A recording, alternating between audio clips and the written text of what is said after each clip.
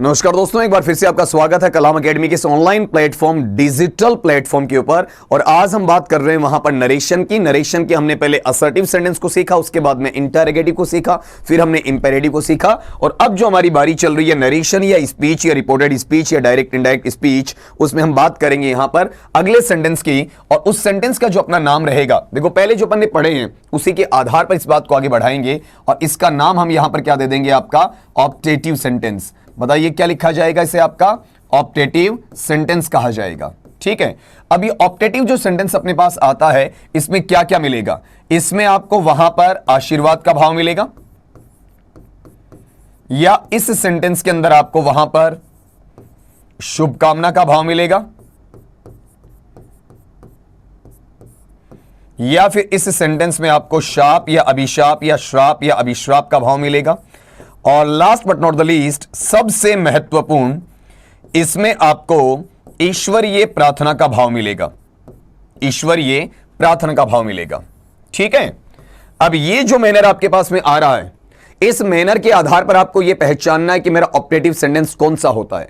तो ये आइडेंटिफिकेशन नहीं है, ये इसकी पहचान नहीं है दोस्तों। यहां पर जो बात की जा रही है, इसके मायने क्या है, इसका मीनिंग क्या है, इसका अर्थ क्या है, वो आपको पहचानना है। इसके मायने, इसका अर्थ ये निकलता है कि वहां पर अपने पास में इन चारों भावों में से कोई एक भाव आपके समक्ष होना चाहिए, आपके सामने प्रस्तुत किया जाना चाहिए। तो इसकी पहचान क्या बनेगी, उसको अपन समझते हैं जरा।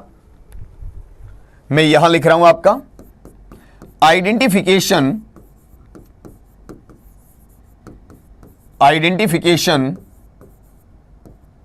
of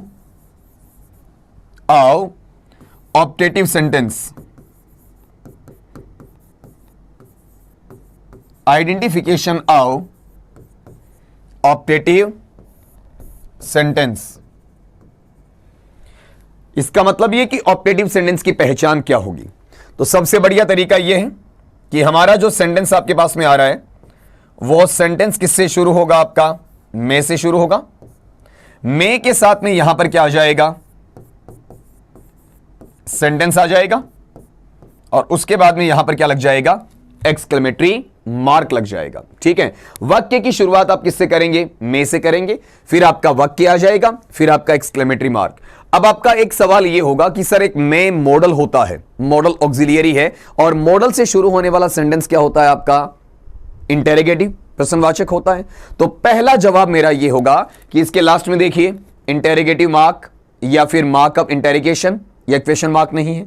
दूसरा जवाब यह होगा कि मैं अगर प्रश्नवाचक वाक्य बनाता है तो उसमें इंफॉर्मेशन या सूचना को सीख करता है या फिर सूचना तलाश करता है। और यहां पर दूसरी बात अगर मैं बताना चाहता हूं तो उसमें यह रहेगा कि अपने पास में के द्वारा यहां ऑप्टेटिव सेंटेंस में आशीर्वाद है, शुभकामना है, शाप या श्राप या अभिशाप या अभिश्राप या ईश्वरीय प्रार्थना की बात करवाई जाती है। और तीसरी सबसे मोटी बात, इसके लास्ट में क्वेश्चन मार्क नहीं बल्कि क्या रहेगा, आपका वहां पर एक्सक्लेमेटरी मार्क रहेगा, या विस्मयादि बोधक चिन्ह रहेगा, या मार्क ऑफ एक्सक्लेमेशन रहेगा। समझ गए आप इसे? तो यहां वाला हिस्सा है कि अपने पास ऑप्टेटिव सेंटेंस है, उसकी पहचान क्या होती है। अब अगली बात करते हैं इसके चेंजेस के बारे में कि चेंज क्या क्या अपने को करने हैं।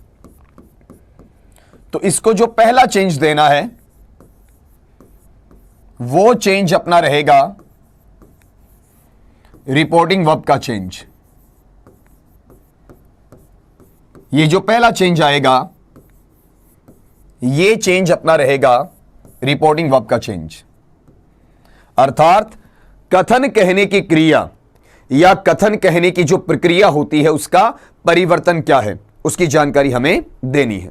इसमें चेंजेस कैसे आएंगे, आपको सेड दिया जाता है या फिर सेड टू दिया जाता है, तो इसमें आशीर्वाद के भाव के लिए आपके समक्ष क्या रहेगा, ब्लेस्ड। अगर इसमें आपके पास में ईश्वरीय प्रार्थना का भाव है तो आप लेकर आएंगे प्रेड। अगर इसके पास में शुभकामना की स्थिति दर्शाई जाती है तो हम लेकर आएंगे विष्ट। और यहां पर हमें किसी को शाप या अभिश्राप इसकी बात करनी है तो हम क्या लेकर आएंगे, कष्ट। यहां मैं फिर से ब्रैकेट में लिख देता हूं ताकि आपको याद करने में आसानी रहे। आशीर्वाद की स्थिति में ब्लेस्ड रहेगा, ईश्वरीय प्रार्थना है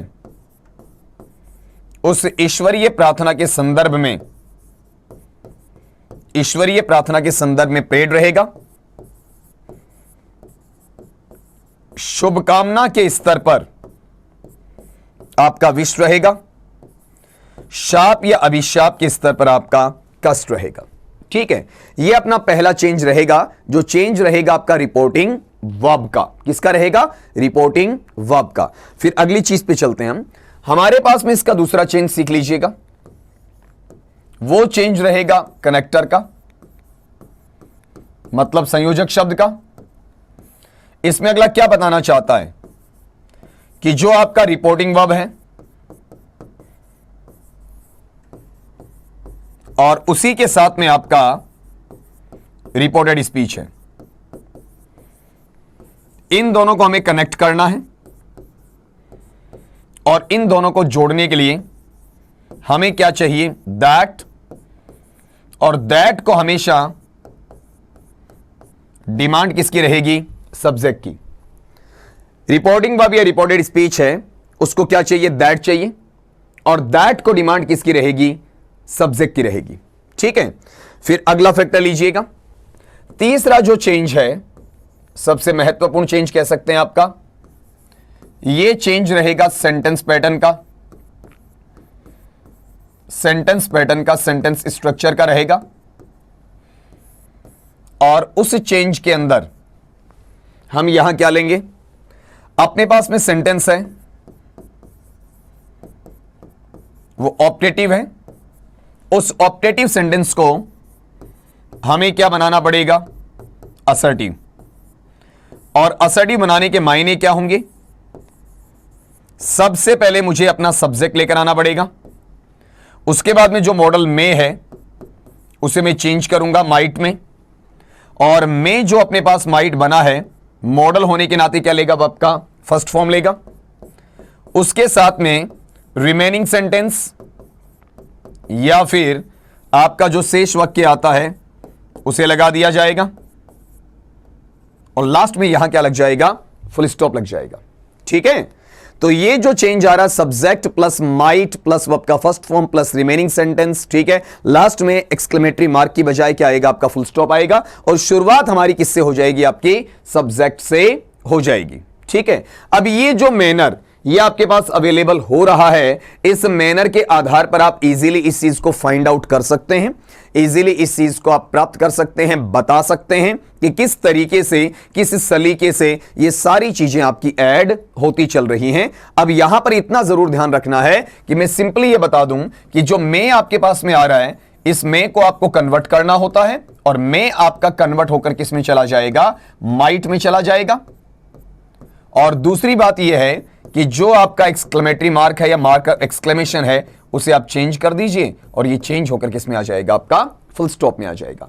बाकी सारे परिवर्तन वही रहेंगे, चाहे वो प्रोनाउन का चेंज होता है, टाइम एंड टेंस का चेंज होता है, या फिर आप ये कह सकते हैं टाइम एंड प्लेस वर्ड्स का चेंज होता है। उनमें किसी प्रकार का कोई अन्यतर परिवर्तन नहीं किया जाएगा। तो अब अपन शुरू करते हैं इसके एग्जाम्पल को सोल्व करना। अगर आपको सेंटेंस दिया गया, Ravi said to his son, may you become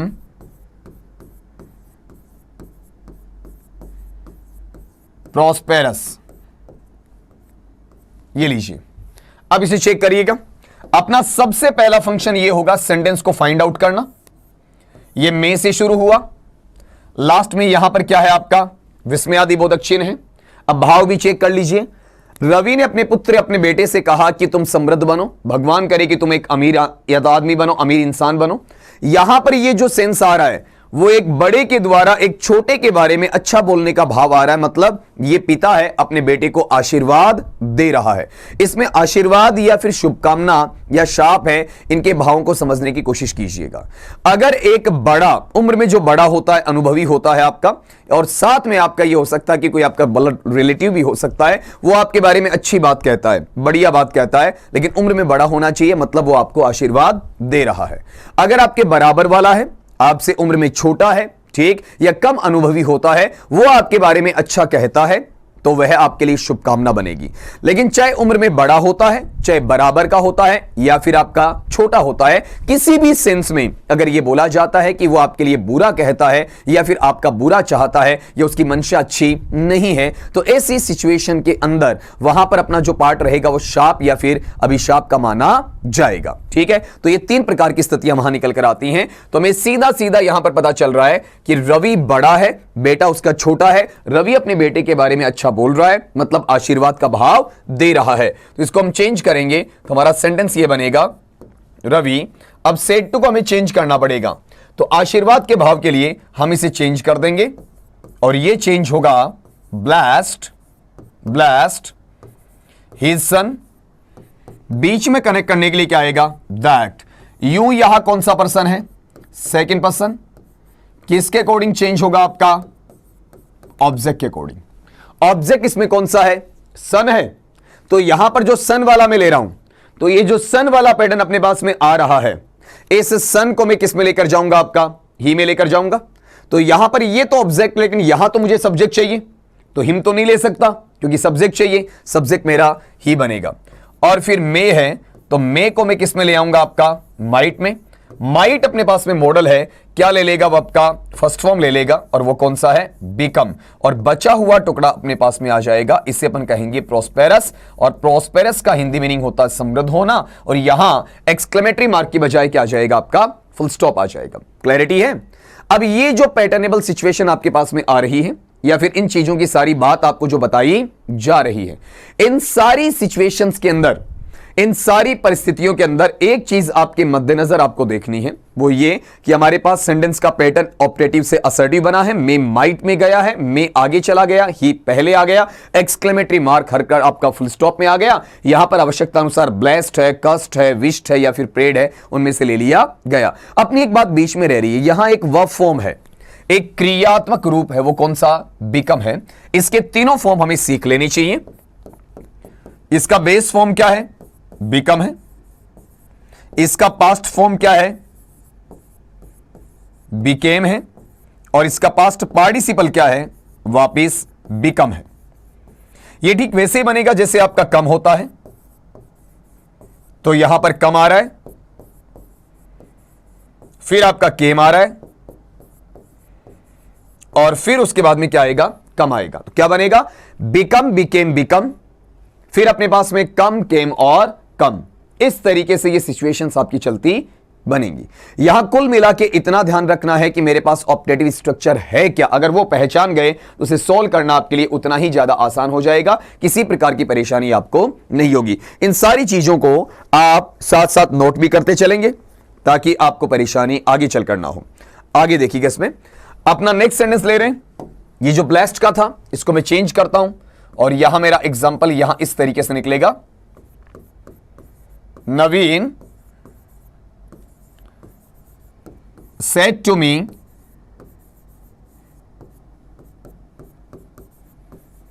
may you get success in your life.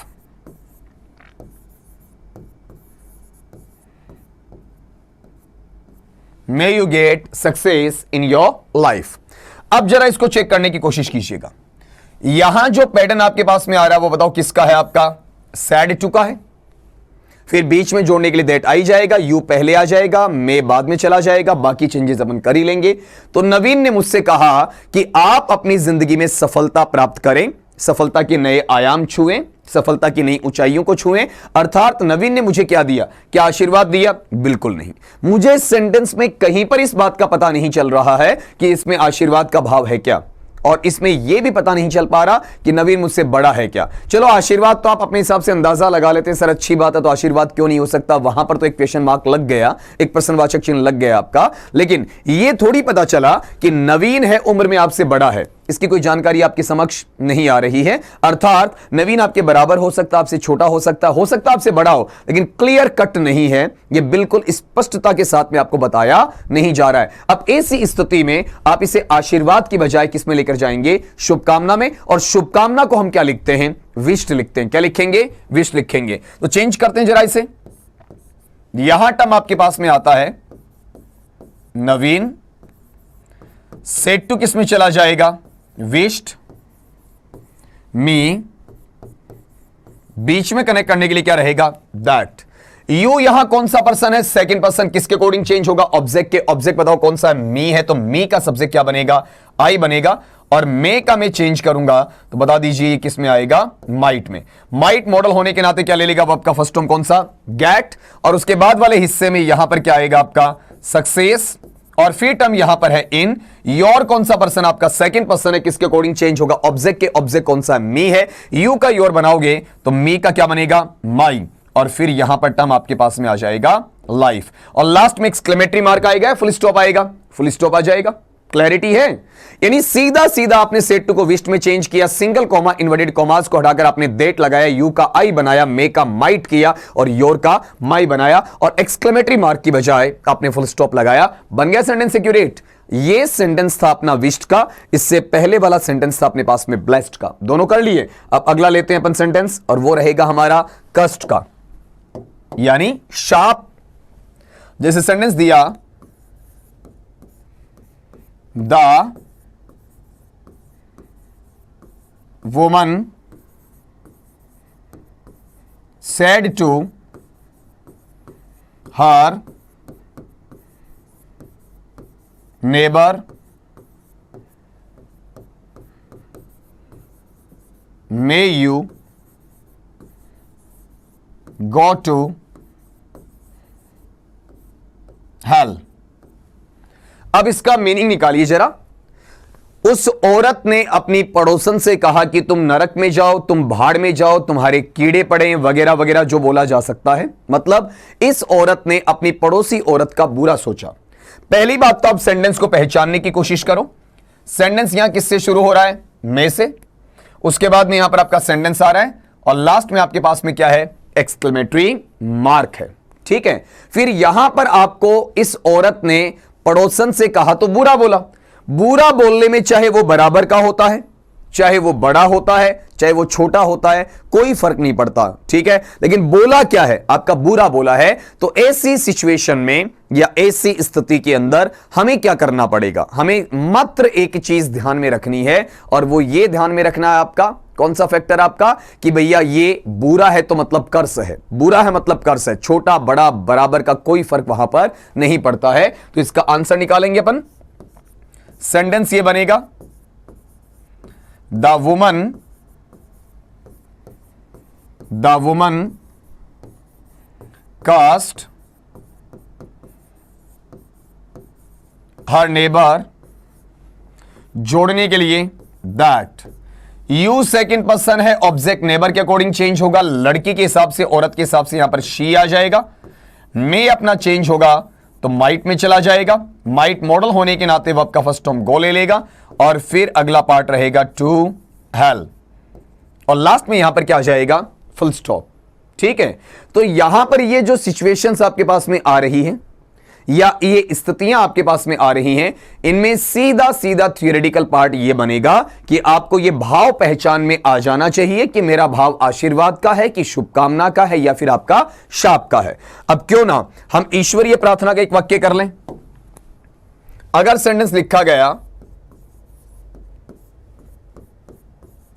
Number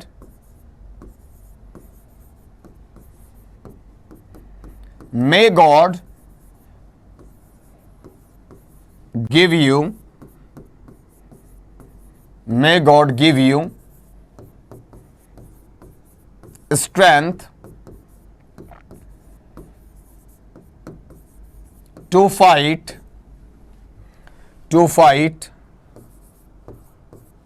such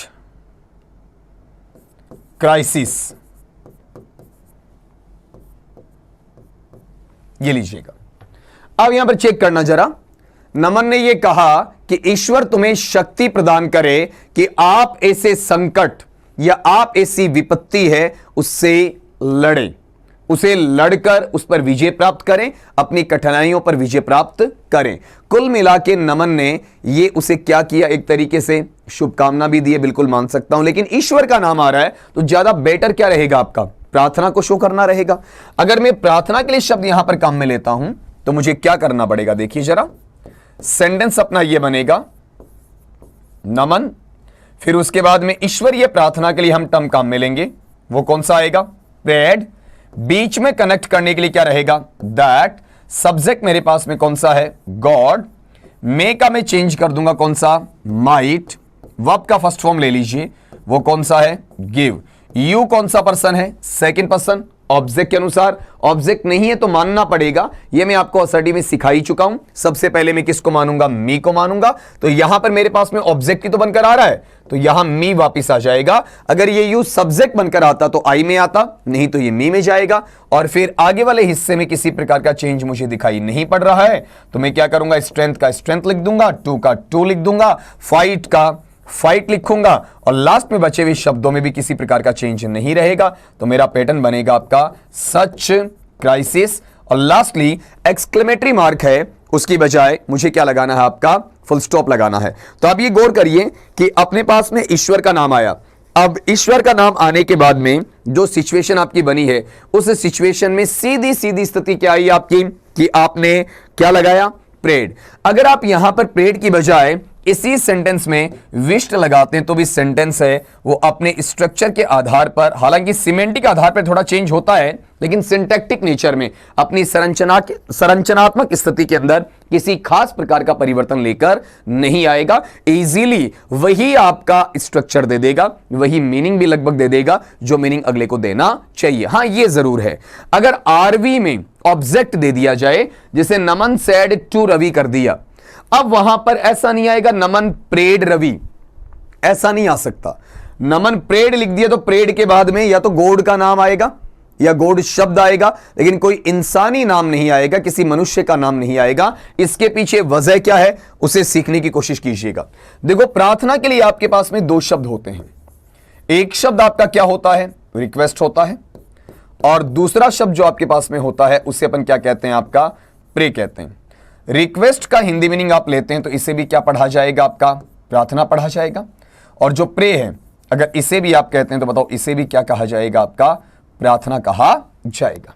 ठीक है, अब ये जो रिक्वेस्ट या प्रार्थना का भाव आपका मिल रहा है, या प्रे या प्रार्थना का भाव मिल रहा है, तो है क्या, रिक्वेस्ट हमेशा होता है human to human, human to human, मतलब मनुष्य से मनुष्य की प्रार्थना।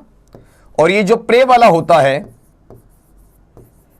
इसे अपन किस में लेकर जाएंगे, आपका ह्यूमन टू गॉड। किस में जाएगा, ह्यूमन टू गॉड, मतलब मनुष्य से ईश्वर के लिए। यहां ईश्वर से ईश्वर का है और यहां ईश्वर से मनुष्य का, ऐसा कुछ है, बिल्कुल नहीं है दोस्तों। यहां पर सीधा सीधा ईश्वर तो प्रार्थना करेगा ही नहीं, ईश्वर तो प्रार्थना करेगा ही नहीं, ईश्वर से प्रार्थना की जाएगी। ये ईश्वर से ईश्वर है या मनुष्य से मनुष्य है, मनुष्य से मनुष्य है। और यहां भी ईश्वर से मनुष्य नहीं है, क्योंकि ईश्वर प्रार्थना करेगा नहीं, करवाएगा। तो यहां पर अपनी प्रार्थना कैसी चलेगी, जो मनुष्य है मनुष्य से ईश्वर के लिए, ये फर्क रहेगा। ये आप अपने दिमाग में सही तरीके से बैठा लीजिएगा कि ईश्वर कभी प्रार्थना नहीं करता है, ईश्वर से प्रार्थना की जाती है। तो इंसान से इंसान की प्रार्थना रिक्वेस्ट में जाएगी, और इंसान है इंसान से ईश्वर की प्रार्थना होती है, वो आपकी प्रे में चली जाएगी। तो अगर आपने प्रेड लगा दिया तो उसके दो तरीके आपके पास में हैं। पहला तरीका आपका ये रहेगा जिसमें आप क्या करें, इंसान का नाम आए ही नहीं, ठीक है, तो सीधा आप प्रेड लगा दें। और अगर इंसान का नाम आ जाए तो उसे प्रेड की बजाय आप विश्ड में ले आएं, ज्यादा अच्छा रहेगा। जैसे मान लो मैंने एक एग्जांपल लिया, यहां पर नमन सेड, अब आगे इंसान का नाम नहीं है, मैंने प्रेड लगाया तो भी ठीक है, विश्ड लगाया तो भी ठीक है, क्योंकि यहां पर गॉड का हवाला है।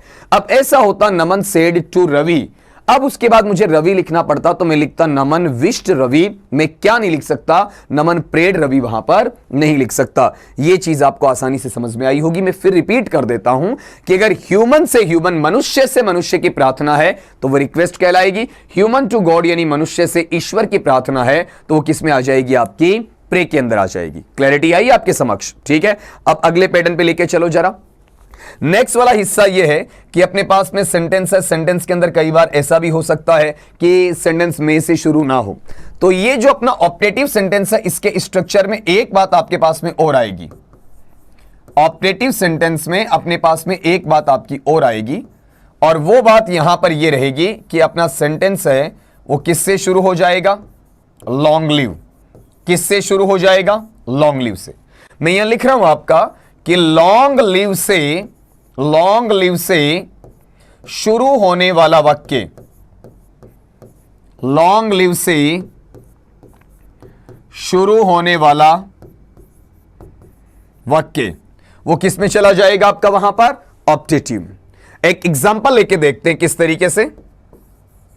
जैसे अपन ने ये कहा, Raman said to Abhijit, long live my brother, long live my brother। अब इसे चेक कीजिएगा, अपना सेंटेंस है वो कहां से पहचाना जाता है? भाई अपना वाक्य है वो कहां से पहचाना जाता है? आरवी से पहचाना जाता है या फिर आपका आरएस से पहचाना जाता है? ऑब्वियसली आपका आरएस से पहचाना जाएगा। और अगर आरएस से आप पहचानते हैं तो आरएस अपना शुरू किससे हो रहा है? आपका लॉन्ग लिव से शुरू हो रहा है। अब ये लॉन्ग लिव से शुरू हुआ तो यहां सेंटेंस अपना ऑप्टेटिव बना तो कैसे बना? अपने भाव को चेक करना पड़ेगा कि आशीर्वाद का है, कि शुभकामना का है, कि प्रार्थना का है, ठीक है, इसके बारे में, या फिर शाप का है। तो सेंटेंस यह है कि रमन ने अभिजीत से कहा, जिसमें सेंटेंस से पता चल जाएगा कि ये वो अपने भाई से कह रहा है कि मेरा भाई दीर्घायु रहे, उसे लंबी उम्र की प्राप्ति हो, वो वहां पर काफी उम्र तक जिंदा रहे, लाइक दैट, ऐसा कुछ कहा आपका। मतलब रमन अपने भाई को क्या देना चाह रहा है? बड़ा है तो आशीर्वाद, ठीक है, और अगर बराबर या छोटे वाला है या फिर भाव का पता चल गया लेकिन उम्र का पता नहीं चला तो शुभकामना हो सकती है। तो ये भाव तो आ गए ना, भाव आते ही किस में चला गया? ऑप्टेटिव में। इसकी एक पहचान हो रहा है, लास्ट में एक्सक्लेमेटरी मार्क है। अब कहेंगे सर ऑप्टेटिव में तो मे से शुरुआत होती है। बिल्कुल दोस्तों, इसमें मे है लेकिन ये एक्सपोज्ड नहीं है। ऐसी शुरुआत के अंदर जो मे होता है वो क्या रहता है? हिडन। हिडन छुपा हुआ या छिपी हुई स्टेट अवस्था है। अब मॉडल ऑक्सिलियरी, अब मॉडल ऑक्सिलियरी, और ये कौन सी रहेगी? आपकी मे रहेगी। तो ये जो छिपी हुई अवस्था है मॉडल ऑक्सिलियरी किसकी? आपकी मे की रहेगी। इसको आपको वहां पर समझना पड़ेगा। क्लियर? अब यहां ये जो मे छिपा हुआ है उसे आप एग्जिबिट करेंगे, प्रदर्शित करेंगे, सामने लेकर आएंगे। सामने कब लेकर आएंगे? जब अपना जो सेंटेंस का सब्जेक्ट होगा उसके बाद मुझे ऑक्सिलियरी चाहिए। वहां पर आप मे मानते हुए, मे को अज्यूम करते हुए किस में लेकर जाएंगे? माइट में लेकर जाएंगे। तो सॉल्यूशन लेते हैं इसका। देखिए सॉल्यूशन क्या बनेगा। रमन सेड टू, यहां सेड टू ब्लेस्ड में तब जाएगा जब मुझे साफ साफ शब्दों में इस बात का पता चलता है कि रमन मेरा बड़ा है किसके मुकाबले? अभिजीत के मुकाबले। ऐसा कुछ नहीं है, पता नहीं चल पा रहा है, मतलब ये ब्लेस्ड की बजाय किस में चला जाएगा? विश्ड में चला जाएगा। रमन विश्ड, अभिजीत, बीच में कनेक्ट करने के लिए क्या आएगा? दैट को क्या चाहिए? सब्जेक्ट की डिमांड होगी। सब्जेक्ट इसमें कौन है? ब्रदर है या माई ब्रदर? My brother. माई आपका पजेसिव डिटर्मिनर है, ब्रदर आपका नाउन है। अब माई कौन सा पर्सन है? First person. किसके अकॉर्डिंग चेंज होगा? सब्जेक्ट के। सब्जेक्ट कौन है? रमन। रमन एक मैस्कुलिन जेंडर है, पुल्लिंग है, तो उसका प्रोनाउन क्या बनता है? ही बनता है। आई का माई बनता तो ही का क्या बनेगा? हीज बनेगा। ब्रदर का वापिस आप क्या रखेंगे? ब्रदर रखेंगे। सब्जेक्ट आपके पास बन गया। अब आपको ऑक्सिलियरी चाहिए, तो यहां पर ऑक्सिलियरी आप आराम से काउंट कर सकते हैं कि इसमें हिडन ऑक्सिलियरी है और छिपा हुआ ऑक्सिलियरी। देखो ऊपर ही ऊपर लिखा पड़ा है, आराम से पढ़ सकते हैं। ऊपर ही ऊपर आपके समक्ष क्या लिखा हुआ वहां पर? Hidden state of model auxiliary में। तो में मानते हुए आप इसे किस में लेकर जा सकते हैं? माइट में। माइट आते ही ये मॉडल तो लग गया, मॉडल क्या लेगा, वर्ब का फर्स्ट फॉर्म लेगा। तो वर्ब है वो लॉन्ग है या लिव है, लिव है तो लिव को लगा दीजिए और उसके बाद में लॉन्ग का वापिस क्या आ जाएगा, लॉन्ग। सेंटेंस असर्टिव बनी चुका है तो एक्सक्लेमेटरी मार्क की बजाय क्या आ जाएगा आपका, फुल स्टॉप आ जाएगा। क्लैरिटी आ गई आपकी, ठीक है। अब ये जो क्लियर कट स्थिति आपकी बन रही है, इस क्लियरेंस के अंदर एक चीज आपको देखने को मिलेगी, वो कौन सी, कि अपना ऑप्टेटिव सेंटेंस जो लॉन्ग लिव से शुरू होता है उसमें हमें क्या करना है, सिंपली सेड या सेड टू को तो विश्ड में या कस्ट में या ब्लेस्ड में या प्रेड में चेंज करना है। कनेक्टर पहले वाले की भांति आपका दैट ही लेकर आना है, फिर सब्जेक्ट लगाकर जो छिपा हुआ में है उसे बाहर निकालना है और बाहर निकालकर माइट में कन्वर्ट कर देना है। माइट में चेंज करने के बाद में वर्ब का फर्स्ट फॉर्म लगाएंगे तो वो लॉन्ग लिव है वो किस में आ जाएगा, लिव लॉन्ग में आ जाएगा और एक्सक्लेमेटरी मार्क किस में चला जाएगा, फुल स्टॉप में चला जाएगा। बस इतना सा है। एक लाइन जल्दी से लिखिएगा, नोट कीजिएगा। यदि ऑप्टेटिव सेंटेंस लॉन्ग लिव से शुरू होता है, लॉन्ग लिव से शुरू होता है तो उसमें मे को MAY मे को हिडन मानते हुए, हिडन HIDDEN हिडन मानते हुए इनडायरेक्ट स्पीच में सब्जेक्ट के तुरंत बाद माइट MIGST माइट के रूप में ट्रांसफॉर्म कर दिया जाता है। स्पेलिंग यहां देख लीजिएगा, माइट के रूप में ट्रांसफॉर्म कर दिया जाता है, लिख दिया होगा। अब एक एग्जांपल इसमें अपन और करेंगे जिससे तसल्ली हो जाए अपनी कि अपना सेंटेंस है वो करेक्ट बनता है या फिर नहीं बनता है। जैसे सेंटेंस आपको दिया गया, they said long live Indo Russian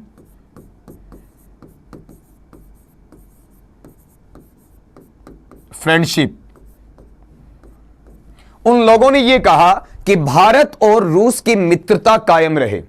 अब यहां पर किसी भी देश विशेष के बारे में आप अच्छा बोलते हैं तो आप उसे आशीर्वाद नहीं दे सकते। आप ये याद रखिएगा, कोई डेजिग्नेशन है, कोई पदनाम है, कोई पोस्ट पदनाम है, या कोई आपका स्टेट राज्य हो सकता है, प्रोविंस आपका रियासत या प्रांत हो सकता है, कोई डिस्ट्रिक्ट जिला हो सकता है, कोई टाउन आपका कस्बा हो सकता है, कोई विलेज आपका गांव हो सकता है, कोई कॉलोनी है, कोई वार्ड हो सकता है, या फिर आपके लिए कोई कंट्री या नेशन हो सकता है, देश या राष्ट्र हो सकता है। अगर उसके बारे में आपके शुभाशीष आते हैं, शुभ संदेश या शुभ आपकी इच्छाएं आती हैं, तो उन्हें आप केवल और केवल विश में कन्वर्ट कर सकते हैं। उन्हें कभी भी आप किस में लेकर नहीं जा सकते, ब्लेस में लेकर नहीं जा सकते। ब्लेस तब देंगे जो किसी व्यक्ति विशेष का होगा और वो उम्र में आपसे तकाजे के आधार पर छोटा होगा, ठीक है, या फिर यह कहें कि आपके लिए वहां पर वो सगे संबंधियों में हो सकता है लेकिन फिर भी वो उम्र में आपसे छोटा रहेगा। लेकिन होना क्या चाहिए, ह्यूमन बीइंग होना चाहिए। और ह्यूमन बीइंग वो भी किसी डेजिग्नेशन के लिए नहीं आना चाहिए, सिंपल आपका वहां पर ह्यूमन बॉडी को इंडिकेट करने वाला, सिंपल आपके किसी रिलेशन को, चाहे वो ब्लड का होता है या नॉन ब्लड का होता है, उसको इंडिकेट करने वाला, उसको इंगित करने वाला होना चाहिए। अब यहां पर रखिएगा, उन्होंने कहा कि भारत और रूस की मित्रता कायम रहे, तो पहली बात तो आराम से यह पहचान सकते हैं कि मेरा सेंटेंस है वो कैसा है, आपका वहां पर ऑप्टेटिव है, क्योंकि ये शुरू किससे हुआ, लॉन्ग लिव से हुआ है। और दूसरी बात, यहां पर ये विश का स्टेट है बजाय ब्लेस के। आगे वाले में आपको प्रॉब्लम आएगी नहीं, तो सेंटेंस क्या बनना चाहिए, दे सेड को हम चेंज करेंगे, सेड किस में जाएगा, विश्ड में जाएगा। बीच में कनेक्ट करने के लिए क्या आएगा, दैट, दैट को क्या चाहिए, सब्जेक्ट।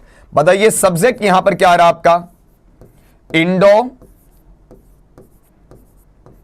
रशियन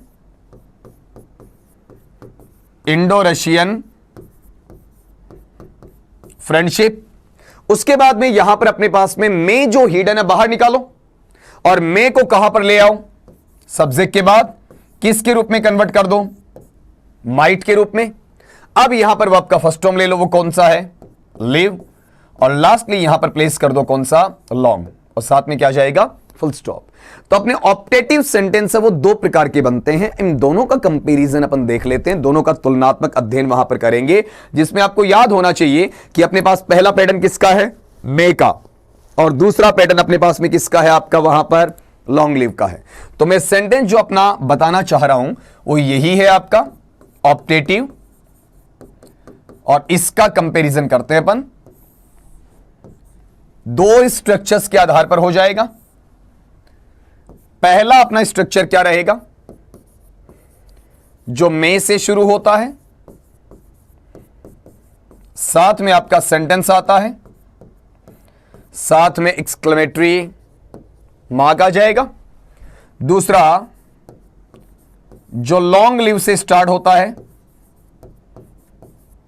साथ में आपका सेंटेंस आ जाएगा,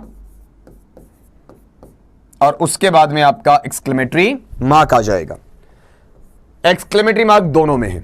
अब इसके चेंजेस लेंगे तो यहां जो इसका आरवी में चेंज होता है वो आपके पास में ब्लेस्ड का हो सकता है, विश्ड का हो सकता है, कर्स्ड का हो सकता है, और प्रेड का हो सकता है।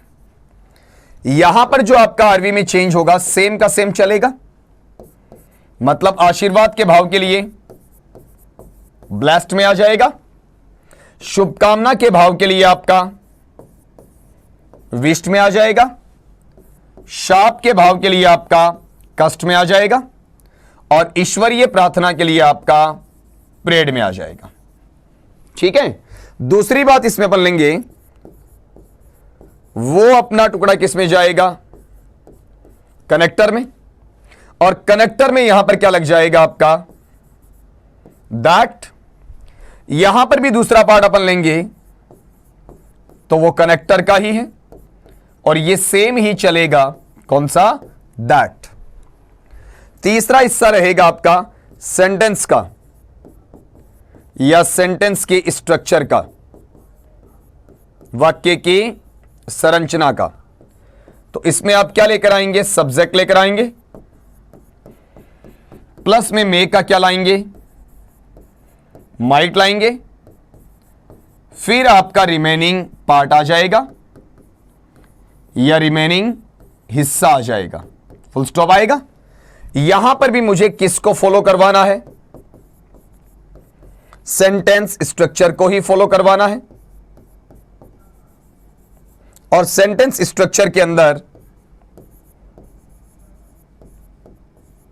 यहां पर यह टर्म सब्जेक्ट में आएगा, फिर आपका मे किस में कन्वर्ट हो जाएगा, माइट में।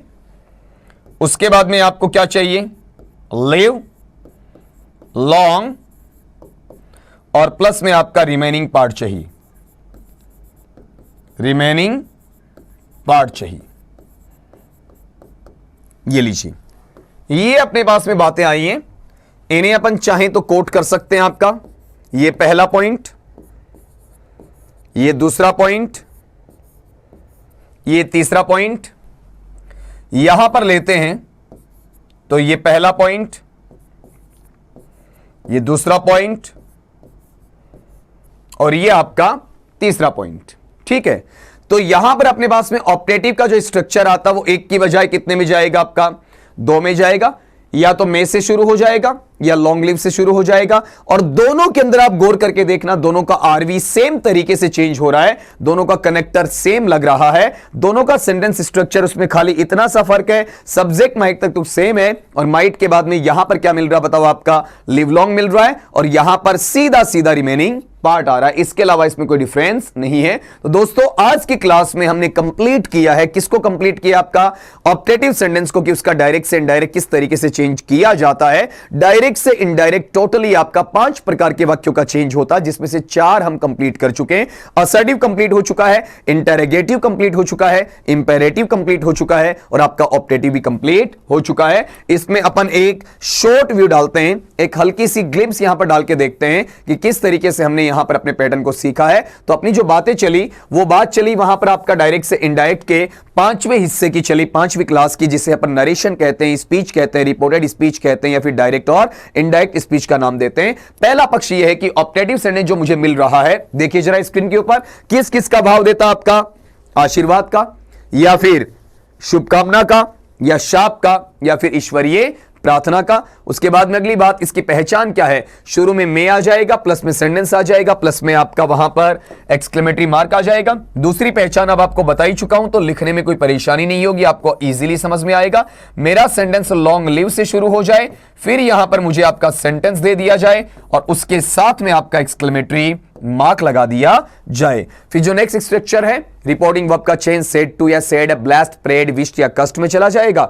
उसके बाद में जो अगला पैटर्न अपने पास में आ रहा है वो कनेक्टर का है, कनेक्टर आपका दैट लग जाएगा जो सब्जेक्ट की डिमांड करेगा। फिर अगला हिस्सा है सेंटेंस पैटर्न है, उसमें ऑप्टेटिव असर्टिव में आ जाएगा, मतलब subject plus might plus verb का first form plus remaining sentence plus full stop आ जाएगा। मे का माइट बनेगा और एक्सक्लेमेटरी मार्क का आपका वहां पर फुल स्टॉप लग जाएगा। अगला फैक्टर यह है कि हमने कुछ एग्जांपल्स यहां पर देखे थे, उसके साथ में वहां पर एग्जांपल के बाद में अगली चीज अपनी ये निकल कर आई कि अपना सेंटेंस दूसरे तरीके से चेंज हो सकता है। उससे पहले हमने एक डिफरेंस ये भी देखा कि रिक्वेस्ट और प्रे में अंतर क्या होता है। ह्यूमन से ह्यूमन का रिक्वेस्ट होता है, ह्यूमन टू गॉड आपका प्रे माना जाता है। दूसरे वाला जो तरीका मैं जस्ट इसके पहले बोलकर गया वो लॉन्ग लिव वाला था, जिसमें हिडन स्टेट होती है मे की, जिसे बाहर निकालकर माइट में चेंज करना होता है। दैट के बाद में सेम पैटर्न लगता है, बस यहां जो लॉन्ग लिव है उसे मैं किस में कन्वर्ट कर देता हूं, आपका लॉन्ग लिव की बजाय लिव लॉन्ग में, जैसा इस एग्जांपल में देख पा रहे हैं, या फिर आगे वाले पार्ट में दोनों को कंपेयर करके देख लिया कि केवल फर्क है वो यहां पर आता है लॉन्ग लिव का लिव लॉन्ग वाला,